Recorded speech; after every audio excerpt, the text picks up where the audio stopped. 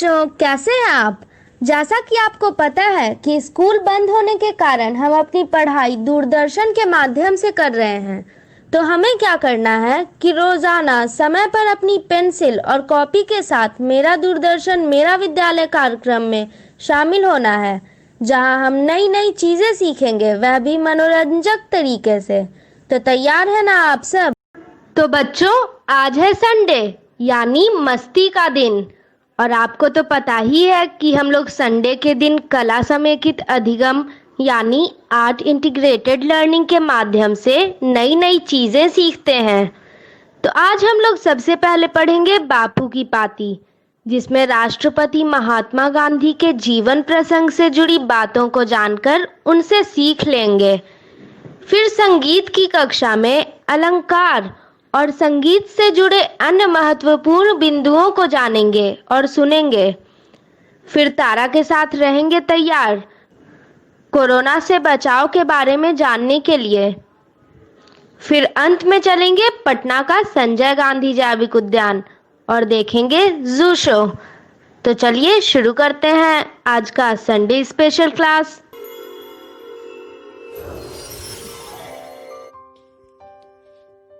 बापू की कहानी, जिसमें हम बात करेंगे महात्मा गांधी के जीवन के बारे में। पिछली बार हमने ये जाना कि पिता की मृत्यु के बाद गांधी परिवार की हालत डगमगा गई। पिता के मित्र ने यह सलाह दी कि बापू को पढ़ने के लिए विलायत भेज दिया जाए, और बापू ने विलायत जाने के लिए उनकी सलाह मान ली। माँ की चिंता दूर करने के लिए मोहन ने कसम खाई कि वो विदेश में शराब और मांस को हाथ नहीं लगाएंगे और ना ही कोई गलत काम करेंगे। मोहन ने अपनी पत्नी और नवजात बेटे से विदा ली और मुंबई की तरफ निकल गए। अब तक मोड़ बनिया जाति से कोई भी विदेश नहीं गया था। मुंबई में जाति पंचायत बैठी, जिसमें मोहन से कहा गया कि वो विदेश ना जाएं, क्योंकि उनके अनुसार विदेश में धर्म की रक्षा हो ही नहीं सकती, और अगर मोहन गए इसका मतलब वो आज से जात से बाहर माने जाएंगे और कोई भी उनकी मदद नहीं करेगा। मोहन के बड़े भाई ने जाति पंचायत पर ध्यान नहीं दिया और उनके विदेश जाने के लिए धन का इंतजाम कर दिया।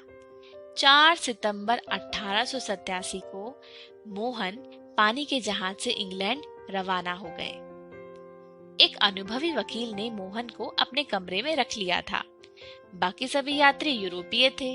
मोहन अंग्रेजी में बात करने में थोड़ा हिचकिचाते थे, तो वो दिन भर अपनी कोठरी में ही रहते थे। पहले दिन ही नई जगह के तौर तरीके सीखने में गलती हो गई। मोहनदास सफेद कपड़े पहने अकेले व्यक्ति थे। कुछ हिंदुस्तानी लोग मोहनदास की मदद के लिए आगे आए। इनमें मुख्य थे एक डॉक्टर प्राण जीवन मेहता। आगे चल के वे गांधी जी के प्रिय मित्र और समर्थक भी बन गए। शुरू के महीनों में तो मोहनदास बहुत दुखी थे। घोर असुविधा थी, सब कुछ पराया था। घर की याद सताती थी, खासतौर पे भोजन के समय। माँ के सामने मांस ना खाने की कसम खाई थी, लेकिन लंदन में शाकाहारी खाना बहुत बेस्वाद होता था। सिर्फ ब्रेड और उबली सब्जियां मिलती थी तीनों समय। कहाँ तो माँ के हाथ से बना स्वादिष्ट मसालेदार भोजन रोज मिलता था, और अब कहाँ एक दीवान के बेटे की फांके की नौबत आ गई थी। यहाँ पैदल चलने और पढ़ने की बचपन की आदत बहुत काम आई। जितना हो सकता मोहनदास शहर में पैदल घूमते और तरह तरह का साहित्य पढ़ते। घूमते रहने की वजह से समय के साथ उन्हें लंदन में शाकाहारी भोजनालय भी मिलने लगे, और यहाँ खाना खाने वालों से दोस्ती होने लगी। मोहनदास के लिए अब शाकाहार मजबूरी नहीं था, नए दोस्त बनाने का एक तरीका बन गया था। मित्र उन पर जोर डालते थे कि केवल पढ़ाई नहीं, अंग्रेजों का रहन सहन सीखना भी जरूरी है। तो अब मोहनदास जेंटलमैन बनना चाहते थे, तो उन्होंने कपड़े और महंगी टोपी सिलवाई, नाचना सीखने की कोशिश करी, वायलिन बजाना भी, बाल काढ़ना, टाई बांधना और भाषण देने की कला भी सीखनी चाहिए। मोहनदास यह सब सीख नहीं पाए, अलबत्ता इस पर खर्चा बढ़ता ही गया। उन्हें ध्यान था कि उनके बड़े भाई ने तंगी की हाल में उनकी विदेशी पढ़ाई के लिए धन का इंतजाम किया था। उन्होंने सोचा, मुझे कौन सा इंग्लैंड में जीवन बिताना है। लच्छेदार भाषण सीखकर मैं क्या करूंगा, और नाच नाच कर मैं सभ्य कैसे बनूंगा। मैं तो विद्यार्थी हूँ, मुझे विद्याधन बढ़ाना चाहिए। और फिर कुछ महीनों में वो समझ गए कि फिजूल खर्ची बंद होनी चाहिए। और फिर उन्होंने अपना वायलिन शिक्षिका को लौटा दिया कि वे उसे बेचकर धन लौटा सके। अपना भोजन खुद बनाने में मोहनदास ने आहार के प्रयोग करने की आदत पड़ गई। जीवन भर उन्होंने भोजन के प्रयोग किए और इससे उनका स्वास्थ्य भी ठीक बना रहा। वकालत की पढ़ाई तो आसान थी, उसे मोहनदास ने आसानी से पार कर लिया। आज के लिए इतना ही। आगे हम देखेंगे कि जब बापू वकालत पढ़ने के बाद भारत वापस आए तो उन्हें किन परेशानियों का सामना करना पड़ा। नमस्ते बच्चों, मैं सुरभि कुमारी। आइए मैं आप सभी लोगों को संगीत की दुनिया में लेके चलती हूँ। आज मैं आपको सरस्वती वंदना सिखाऊंगी। आप लोग इसे ध्यान से सुन के साथ में प्रैक्टिस कीजिए।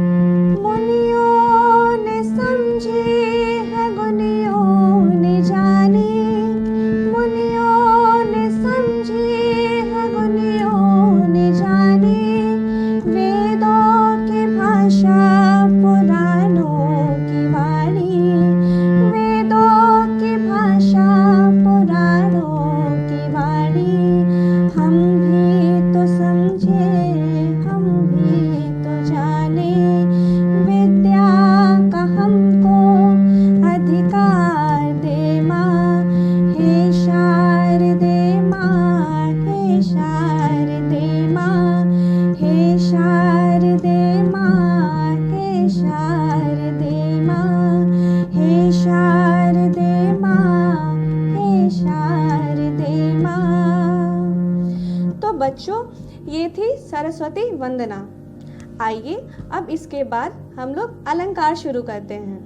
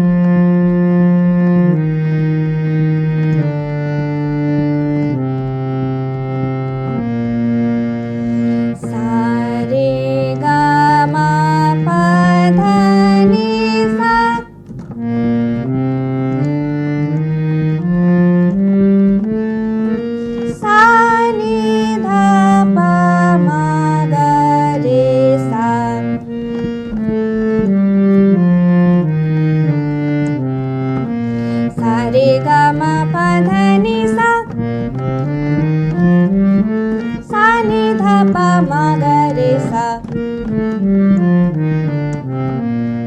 यह था पहला अलंकार। अब दूसरा अलंकार।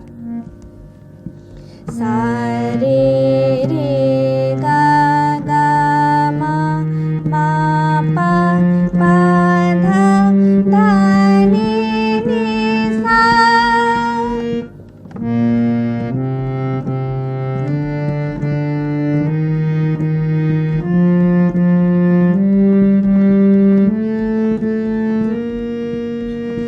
सा नी नी धा धा पा पा मा गा गा रे रे सा।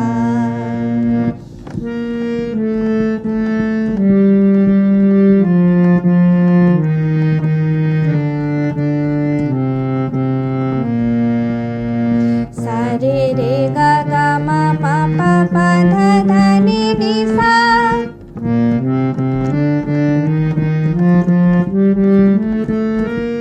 सा नी नी धा धा पा पा मा गा गा रे रे सा।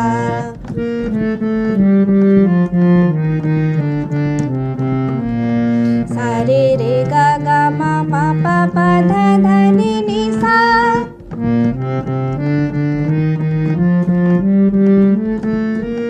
सा नी नी धा धा पा पा मा गा गा रे रे सा।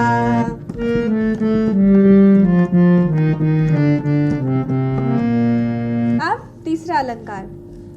सा रे गा मा पा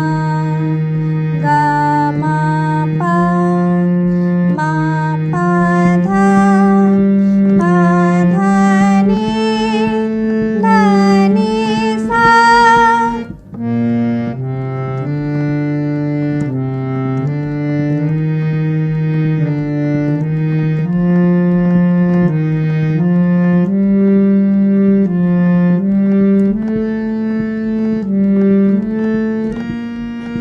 सा नी धा पा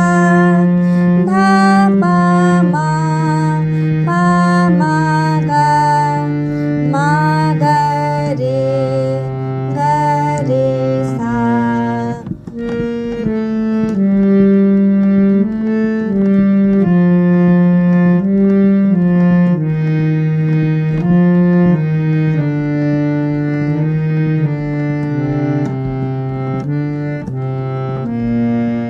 सा रे गा मा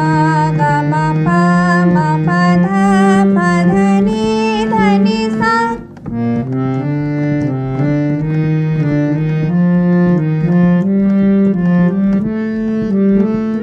सा नी धा पा मा गा रे सा।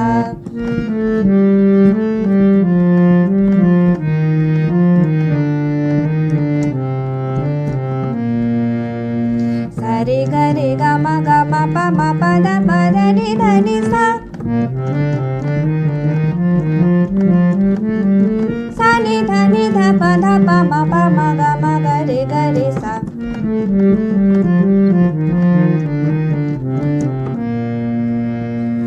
अब चौथा अलंकार। सा रे गा मा पा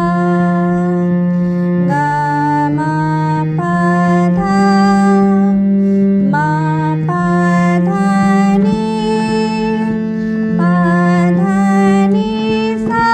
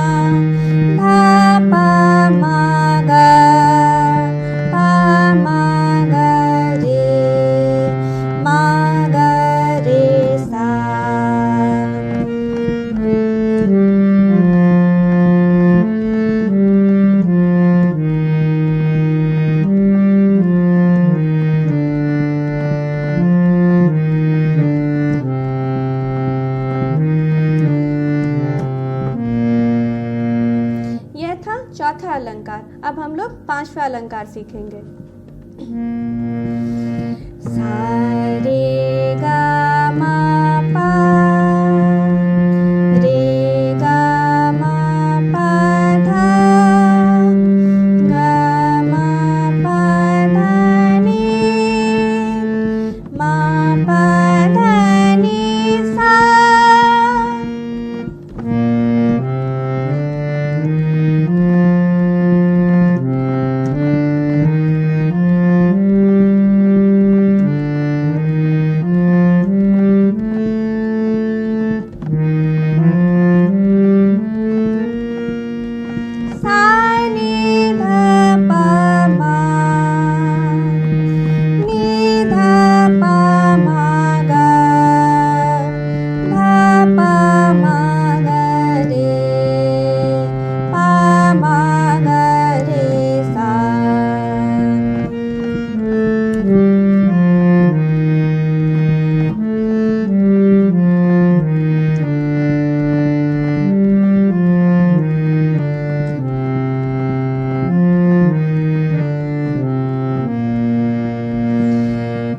रे गा मा पा, रे गा मा पा धा, गा मा पा धा नी, मा पा धा नी सा।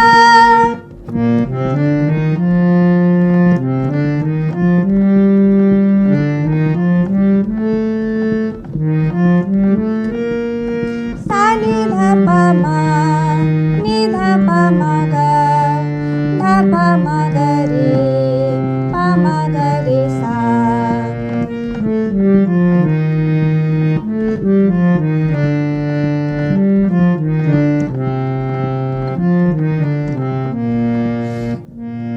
सा रे गा मा पा, रे गा मा पा धा, गा मा पा धा नी, मा पा धा नी सा।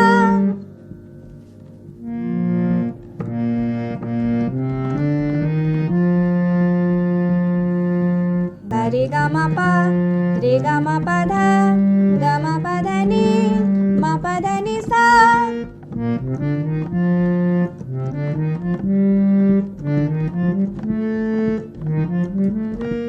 सा नी धा पा मा, नी धा पा मा गा, धा पा मा गा रे, पा मा गा रे सा।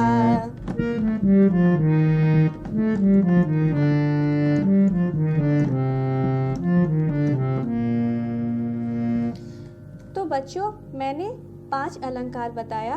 आप लोग इसे सुन के साथ में रियाज कीजिए। अब आगे हम लोग बताएंगे संगीत की परिभाषा, ताल की परिभाषा, सप्तक, स्वर, ये सब की परिभाषा आगे क्लास में चलेगी। तो आइए बच्चों, अभी जो हम लोगों ने अलंकार सीखा था, अब हम साथ में मिलकर इसका अभ्यास करते हैं।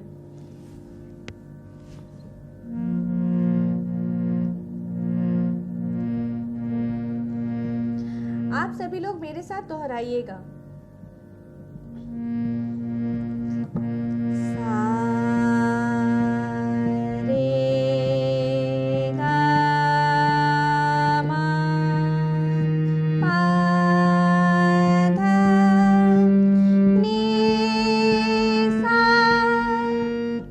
अब साथ में दोहराते हैं। सा रे गा मा पा धा नी सा। सा नी धा पा मा गा रे सा। सा नी धा पा मा गा रे सा। अब दूसरा अलंकार। अब हम लोग साथ में दूसरा अलंकार दोहराएंगे।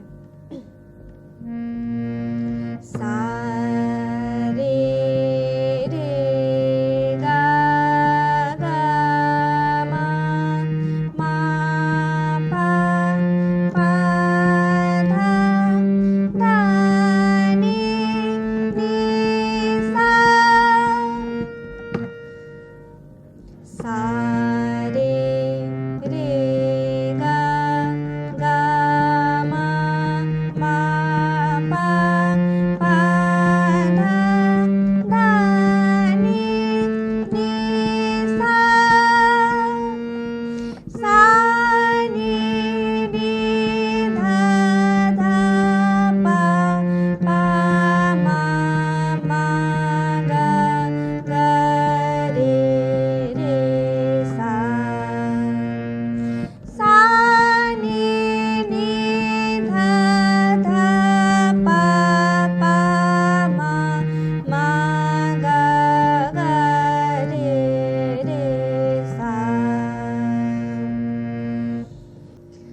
बच्चों, अब दूसरा अलंकार शुरू करते हैं। सा रे गा मा पा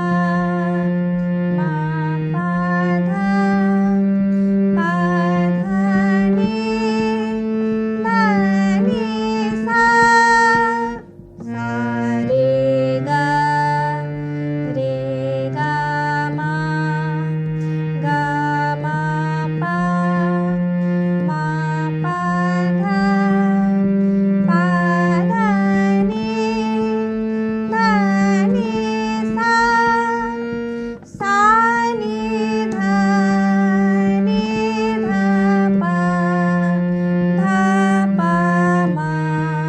गा रे सा नी धा पा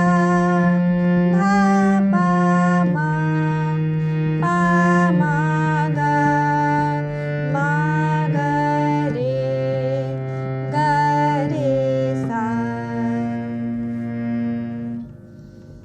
अब तीसरा अलंकार। सा रे गा मा पा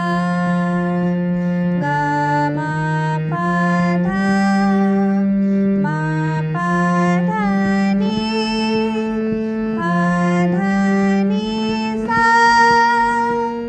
सा रे गा मा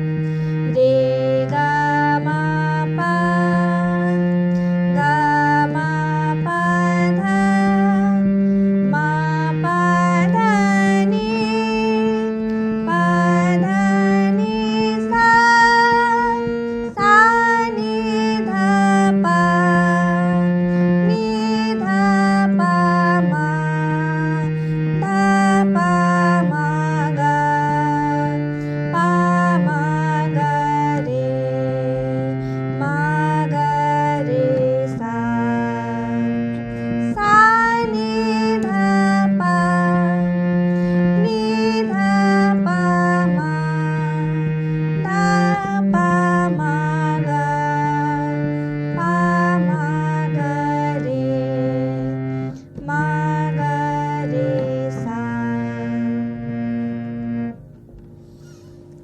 चौथा अलंकार।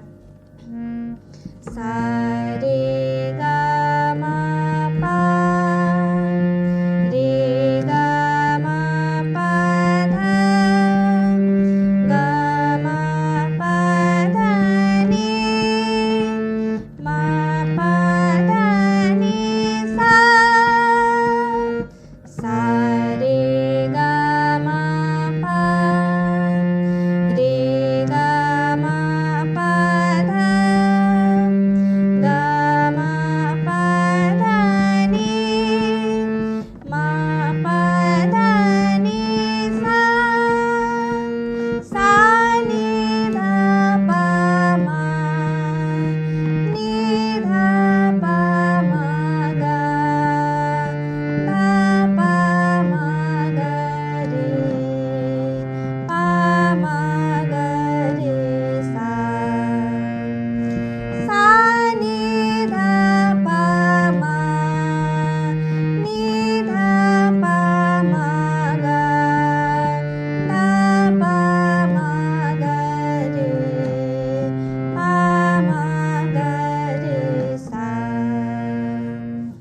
तो बच्चों, अभी आप लोगों ने अलंकार सीखा।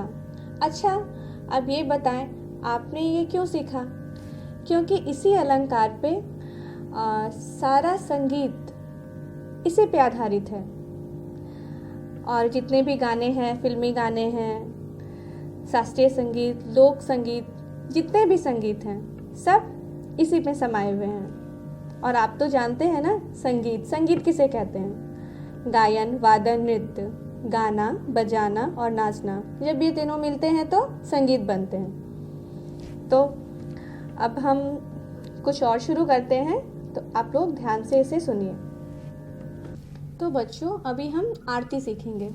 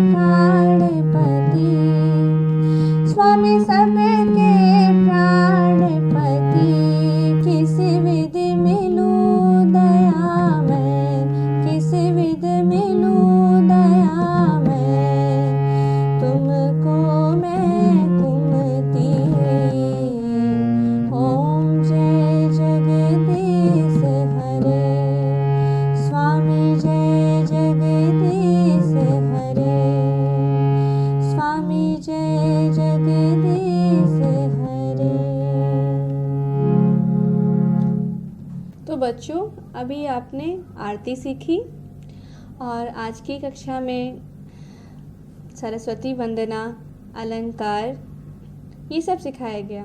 तो आप घर पे इसका रियाज करते रहिएगा। तो आज का कक्षा हम यही समाप्त करते हैं। धन्यवाद बच्चों।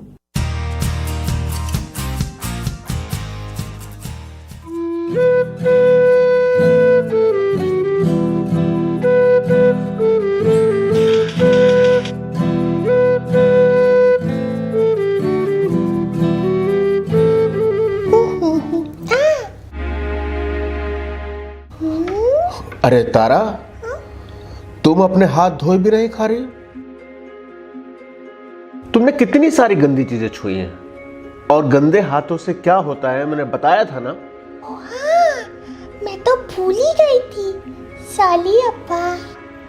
हाँ दोस्तों, कोरोना और दूसरे वायरस और कीटाणु हमारे शरीर में गंदे हाथों से आ सकते हैं। इससे बचने के लिए अपने हाथ बार बार धोने चाहिए। और हाथ कैसे धोने चाहिए? साबुन और साफ पानी से। और जब जब तुम हाथ धोना ये गाना गाना। हाथों को धोना है, हाथों को धोना है, क्योंकि कोरोना है, क्योंकि कोरोना है। हाथों को धोना है, हाथों को धोना है, हर बार कम से कम 40 सेकंड तक हाथों को धोना है, हाथों को धोना है। पानी का नल खोले, हाथों को भिगाए, नल को बंद कर दे, फिर साबुन लगाए, हथेलियों को रगड़े, फिर पीछे भी रगड़े, उंगलियों के बीच में गांठों को हथेली से, अंगूठे को रगड़े, नाखूनों को रगड़े। अब नल खोले, नल और हाथ धो ले, नल को बंद कर दे और हाथों को सुखा ले, इससे हाथ भी साफ होगा और पानी भी बचेगा। हाथों को धोना है, हाथों को धोना है, क्योंकि कोरोना है, क्योंकि कोरोना है। हाथों को धोना है, हाथों को धोना है, हाथों को धोना है, क्योंकि कोरोना को भगाना है ना?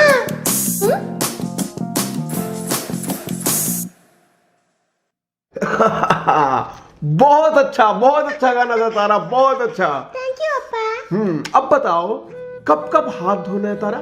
मुझे याद है अप्पा। ओके। हाथों में खांसने या छींकने के बाद, घर या बाहर की कोई गंदी चीज या सतह छूने के बाद, किसी को छूने से पहले और छूने के बाद, चेहरा, नाक, आँख छूने से पहले और बाद में, खाना खाने से पहले, टॉयलेट जाने के बाद, खेल कर आने के बाद, किसी बीमार व्यक्ति को छूने के बाद, बाहर से आने के बाद और बच्चे की पॉटी साफ करने के बाद। अरे वाह तारा, तुम्हें तो पूरा याद है। अच्छा, हाथ धोने के साथ साथ कोरोना से बचने के लिए और क्या करना है वो भी याद है ना? हाँ बा, सबसे 1 मीटर की दूरी बनाकर रखना है और घर पर ही रहना है। अब मेरे साफ खुशबूदार हाथों से आप सबको नमस्ते। नमस्ते। आइए जाने कोरोना वायरस या कोविड-19 से बचाव के लिए हाथ धोने की प्रक्रिया। सबसे पहले हम पानी लेंगे, हाथ को भिगोएंगे, फिर हम साबुन लेके झाग बनाएंगे। झाग बनाने के बाद अच्छे से हाथ धोने के लिए हमारे 8 चरण हैं, जिसमें सबसे पहला चरण दोनों हथेलियों को गोला करते हुए हम रगड़ेंगे। दूसरा चरण, इसमें हम बाएं हाथ की हथेली दाएं हाथ की हथेली के ऊपर रख के उंगलियों को फंसाते हुए रगड़ेंगे। इसी प्रकार दूसरे हाथ में दोहराएंगे। तीसरा चरण, इसमें हम दोनों हाथों की उंगलियों को फंसाते हुए रगड़ेंगे। चौथा चरण, जिसमें हम बाएं हाथ के अंगूठे को दाएं हाथ से पकड़ेंगे और गोल करते हुए रगड़ेंगे। इसी प्रकार हम दूसरे हाथ में इसे दोहराएंगे। पांचवा चरण, इसमें हम दोनों हाथों की उंगलियों को इस प्रकार फंसाएंगे और इसे ऊपर नीचे रगड़ेंगे। छठा चरण, जिसमें हम हथेली में हम दाएं हाथ की उंगलियों को गोल करते हुए रगड़ेंगे। इसी प्रकार हम दूसरे हाथ में भी इसे करेंगे। सातवां चरण, जिसमें हम कलाई को रगड़ेंगे नीचे की तरफ। इसी प्रकार हम दूसरे हाथ में भी दोहराएंगे। 8वां चरण, हम पानी से साबुन को धोएंगे। यह प्रक्रिया हम 20 सेकंड तक अच्छी तरह से करेंगे। फिर हम किसी साफ टॉवल और टिश्यू से हाथों को पोंछ लेंगे। कोरोना से डरे नहीं, एहतियात बरतें। वैसे तो स्वच्छता और व्यक्तिगत साफ सफाई हर समय जरूरी है, लेकिन अभी कोरोना महामारी फैलने के दौर में यह एकदम आवश्यक हो गई है। बस यह जानने की जरूरत है कि साफ सफाई करने के दौरान आप किन बातों के प्रति विशेष तौर पर सजग रहें। आइए इसे बिंदुवार समझ लें। हाथ को अच्छी तरह से साबुन पानी या हैंड वॉश से कम 20 सेकंड तक धोएं या अल्कोहल सैनिटाइजर से साफ करें। होटल या किसी कार्यालय में जाएं तो वहां उपलब्ध हैंड वॉशिंग प्रोटोकॉल के अनुसार अपने हाथों को साफ करें। कोरोना संक्रमित या कोरोना संदिग्ध व्यक्ति या खांस छींक रहे व्यक्ति से कम 1 मीटर की दूरी बनाए रखें। भीड़ भाड़ में मास्क लगाए रखें या मुंह नाक को ढक कर रखें। यदि घर में कोरोना संक्रमित व्यक्ति क्वारंटाइन में है तो उसके व्यक्तिगत उपयोग की चीजों जैसे बर्तन, ग्लास, कप, तौलिया, बिस्तर का इस्तेमाल न करें। फर्श और अन्य सतहों को घर में रोजाना प्रयोग किए जाने वाले ब्लीच घोल या फिनाइल से साफ करते रहें। शौचालय को भी घर में रोजाना प्रयोग किए जाने वाले ब्लीच घोल या फिनाइल से साफ करते रहें। ऑनलाइन सामान मंगाने पर डिलीवरी करने वाले व्यक्ति नियमित आने वाले घरेलू सामान जैसे दूध, अखबार इत्यादि के लिए सुरक्षात्मक तरीके अपनाएं। बस, ट्रेन, ऑटो, टैक्सी, दुकान के काउंटर के संपर्क में आने पर भी एहतियात बरतें। जनहित में जारी राज्य स्वास्थ्य समिति बिहार। अधिक जानकारी के लिए संपर्क करें टोल फ्री नंबर 104।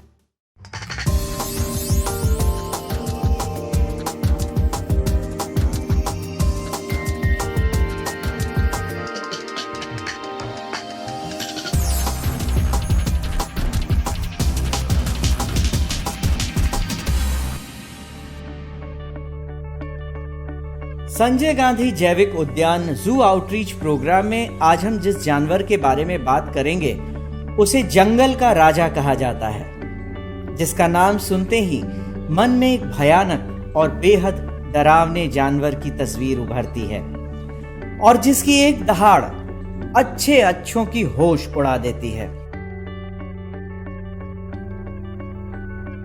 सबसे बड़ी बात, हमारा राष्ट्रीय चिन्ह जो अशोक स्तंभ है उसमें भी इसी जानवर का चित्र अंकित है। जी हां, आपने बिल्कुल सही समझा, हम बात कर रहे हैं शेर की। शेर एक बेहद खूंखार, खतरनाक और आक्रामक जानवर होता है। यह सिर्फ हाथियों को छोड़कर जंगल में किसी भी जानवर से नहीं डरते। शायद इसीलिए आज हर कोई खुद को शेर कहलाना पसंद करता है। आज पूरी दुनिया में बस 2 ही तरह के शेर हैं, एक अफ्रीकी शेर और दूसरा एशियाई शेर। एशियाई शेर मुख्य रूप से भारत के गुजरात में गिर के जंगलों में मिलते हैं। ये बेहद आक्रामक और कमाल के शिकारी होते हैं। वैसे तो इन्हें जंगल का राजा कहा जाता है, लेकिन ज्यादातर शेर को जंगलों में खुले घास के मैदान में रहना पसंद है। शिकार करने की कला में मादा शेर नर शेर से एक कदम आगे होती है। पटना जू में जो लायन है इनकी संख्या मेल लायन की 3 है और एक हाइब्रिड लायनेस है जो काफ़ी एजेड है। तो इस तरह कुल इनकी संख्या 4 है। लायन होते हैं, इनमें सेक्सुअल डाइमॉर्फिज्म पाया जाता है, अर्थात मेल जो होते हैं वो फीमेल से अलग होते हैं। मेल को के पहचान का एक तरीका है कि उनके गर्दन के आगे, गर्दन पे पूरे में बड़े ये लंबे बाल होते हैं जिसे मेन कहा जाता है, ब्राउन कलर के होते हैं। ये फीमेल में नहीं होता है। जो लायन होते हैं ये हाईली टेरिटोरियल होते हैं तथा ये बड़े हो जाते हैं, वो अपने ग्रुप से अलग हो जाते हैं। पूरे इंडिया में इनकी संख्या लगभग 600 से 700 के आसपास है और इन्हें दूसरे राज्यों में भी स्थापित करने की बात चल रही है। पटना जू में इनके लिए एक बड़ा सा इनक्लोजर बनाया गया है। अभी तत्काल यहाँ पे एशियाटिक लायनेस नहीं है और हम लोग ये प्रयास कर रहे हैं कि दूसरे राज्यों से अदला बदली स्कीम के तहत इसे ला करके यहाँ ब्रीड करवाया जा सके ताकि इनकी जनसंख्या भी बढ़ सके। ज्यादातर शिकार शेरनी ही करती है, जबकि शेर का काम अपने झुंड और इलाके की रक्षा करना है। ये छिपकर या पीछे से शिकार करना पसंद करते हैं। इनके पसंदीदा शिकारों में नीलगाय, जंगली सूअर और हिरण शामिल है। शेर इस दुनिया में बाघ के बाद दूसरी सबसे बड़ी बिल्लियों की प्रजाति है। मादा शेर का वजन नर शेर की अपेक्षा कम होता है। शेर का वजन 150 से 260 किलोग्राम तक होता है और शेरनी का वजन 120 से 180 किलोग्राम तक होता है। वहीं शेर की ऊंचाई 1.2 मीटर और लंबाई 1.7 से 2.5 मीटर होती है, जबकि शेरनी 1 मीटर ऊंची होती है। एक स्वस्थ शेर का औसत उम्र 16 से 18 सालों की होती है। इनके सुनने की क्षमता बहुत तेज होती है और ये 1 मील दूर से भी अपने शिकार की आवाज सुन लेते हैं। इनके जबड़े बेहद मजबूत होते हैं, जिनमें 2 नुकीली दांतें होती हैं, जिसकी सहायता से ये किसी भी जानवर के मोटे से मोटे चमड़े को भी फाड़ देते हैं। ये बेहद सामाजिक जानवर हैं और हमेशा झुंड में रहना पसंद करते हैं। इनके झुंड को प्राइड्स कहा जाता है। एक प्राइड में शेर, 1 से अधिक शेरनियां और उनके बच्चे होते हैं। इनमें पारिवारिक जीवन की प्रबल भावना होती है। झुंड में रहने वाला शेर एक दूसरे का पता दहाड़ की मदद से लगाता है। शेरनी 3 साल में और शेर 3 से 4 साल में प्रजनन योग्य हो जाते हैं। शेरनी 100 से 119 दिनों के गर्भधारण के बाद 3 से 4 शावकों को जन्म देती है। इनके बच्चों को कब भी कहा जाता है। संजय गांधी जैविक उद्यान में इन सिंघों के रखरखाव में काफ़ी ध्यान दिया जाता है। गर्मियों के मौसम में शीतलता प्रदान करने के लिए पानी की व्यवस्था की जाती है। पानी के फुहारे दिए जाते हैं, छींटे दिए जाते हैं ताकि सिंह को गर्मी ना लगे। और उसी प्रकार इनके जाड़े में भी, जाड़े के ऋतु में भी रखरखाव में काफ़ी ध्यान दिया जाता है। चारों तरफ इनके खुले, जो भी जगह पे खुले रोशनदान वगैरह को फूस की ये थैचेट बना करके ढक दिया जाता है, कवर कर दिया जाता है और हीटर वगैरह दिया जाता है। गर्मी में हम लोग जानवरों को नाइट हाउस में ठंड प्रदान करने के लिए कूलर, पंखे इत्यादि की व्यवस्था करते हैं। उसी हिसाब से ऋतु के हिसाब से इनका भोजन भी बदलता रहता है। मुख्य रूप से सिंह जो हैं सो महिष मांसी खाते हैं, जिसे मात्रा जो है केवल गर्मी और जाड़े में अंतर आता है। और इनकी रख रखाव पे साप्ताहिक रूप से हम लोग की नाइट हाउस की सफाई करते हैं। नाइट हाउस में हल्दी वगैरह का छिड़काव करते हैं। प्रतिदिन पानी से धुलाई होती है और इनके रख रखाव पर काफ़ी ध्यान दिया जाता है।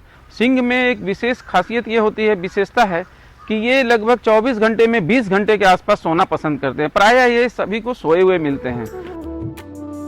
संजय गांधी जैविक उद्यान में शेर अपने इन्हीं विशेषताओं के कारण दर्शकों को बेहद पसंद है और यहाँ आने वाला हर दर्शक इनके एनक्लोजर के पास इन्हें देखने जरूर जाता है।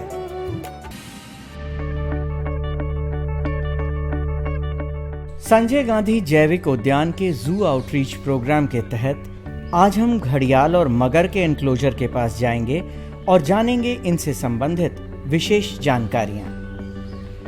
इंडस, ब्रह्मपुत्र, गंगा, महानदी, कोसी, नारायणी और अन्य नदियों में इनका निवास स्थान है।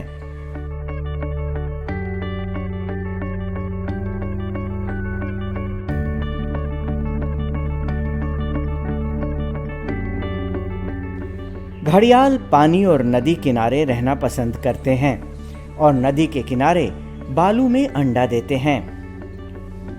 घड़ियाल की लंबाई 5 मीटर से 7 मीटर तक हो सकती है और ये 100 साल तक जीवित रह सकते हैं। नर घड़ियाल 15 साल में और मादा 12 साल में पूर्ण रूप से विकसित होती हैं। वयस्क घड़ियाल ज्यादातर मछली के शौकीन होते हैं।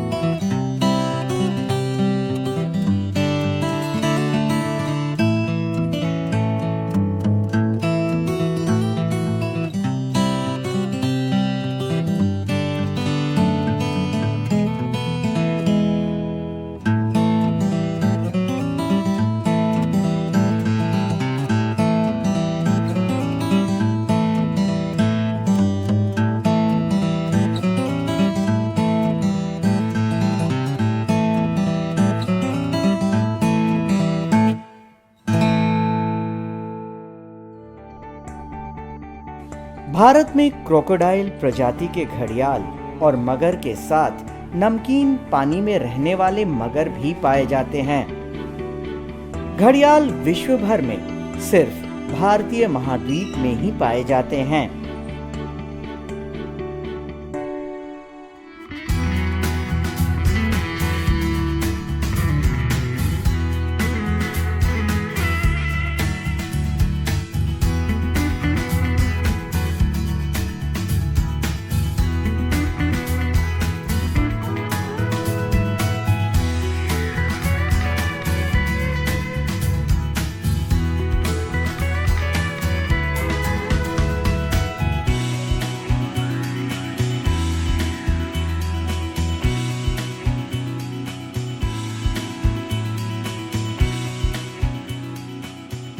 जैसा कि हम जानते हैं कि घड़ियाल का नाम घड़ा शब्द से उत्पत्ति हुई है, क्योंकि जो घड़ियाल में जो मेल घड़ियाल होते हैं उनके स्नाउट पर एक घड़े की आकृति का स्ट्रक्चर पाया जाता है, जिसके कारण इसका नाम घड़ियाल रखा गया है।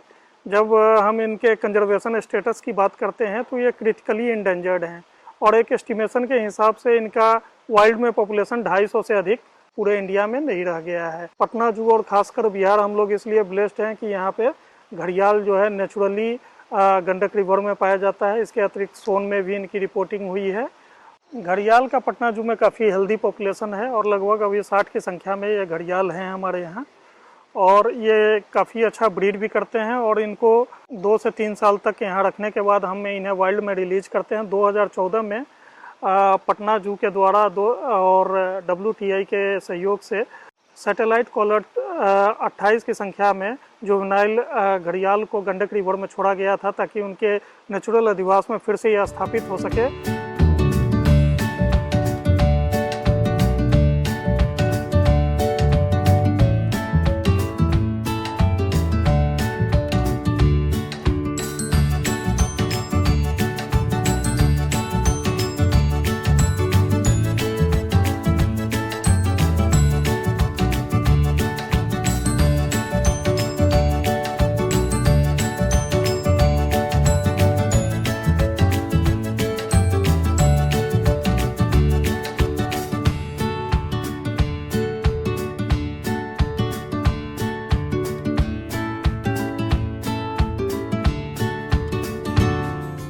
मगर ज्यादातर भारत, बांग्लादेश, नेपाल, श्रीलंका और पाकिस्तान में पाए जाते हैं। मगर पोखरा, नदी या अन्य पानी के बड़े स्रोतों में भी पाए जाते हैं। पूर्ण विकसित मगर 4 से 5 मीटर तक लंबा हो सकता है और इसका वजन 100 से 200 किलोग्राम तक होता है। मगर की औसत उम्र 70 सालों तक होती है और मगर स्वभाव से काफी गुस्सैल होते हैं। इस इनक्लोजर में 2 मगर हैं, एक मेल और एक फीमेल है। जब इनके कंजर्वेशन स्टेटस की हम बात करते हैं तो इनका जो कंजर्वेशन स्टेटस है वो वल्नरेबल कैटेगरी में है। और इनका जो मुख्य आहार है वो जो स्मॉल मैमल्स है, जैसे बंदर हो गया या अटर है, इसके अतिरिक्त जो बकरी या डॉग्स वगैरह फेरल डॉग हैं जो नदी के किनारे पाए जाते हैं, पक्षी हैं, इनका ये मुख्यतः शिकार करते हैं। इसके अतिरिक्त ये सांप या कछुआ इत्यादि को भी खाना पसंद करते हैं। पटना जू में इन्हें खाने के लिए मेनली हम बीफ देते हैं और ये सप्ताह में 2 दिन दिया जाता है, बृहस्पतिवार और रविवार को दिया जाता है। जब विंटर्स में इनका जो खाना होता है वो लगभग 3 महीने तक ये खाना नहीं खाते हैं, ये हिबरनेशन में रहते हैं। कोल्ड ब्लडेड होने के कारण मगर बिना खाने के बहुत दिनों तक जिंदा रह सकते हैं।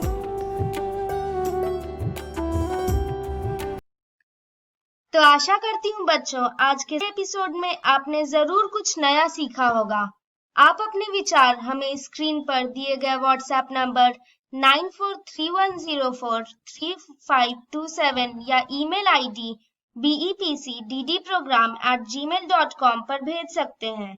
इसके अलावा इसके सारे एपिसोड बिहार शिक्षा परियोजना परिषद की वेबसाइट पर डिजिटल लर्निंग सेक्शन में भी उपलब्ध है। विजिट करें www.bepcssa.in।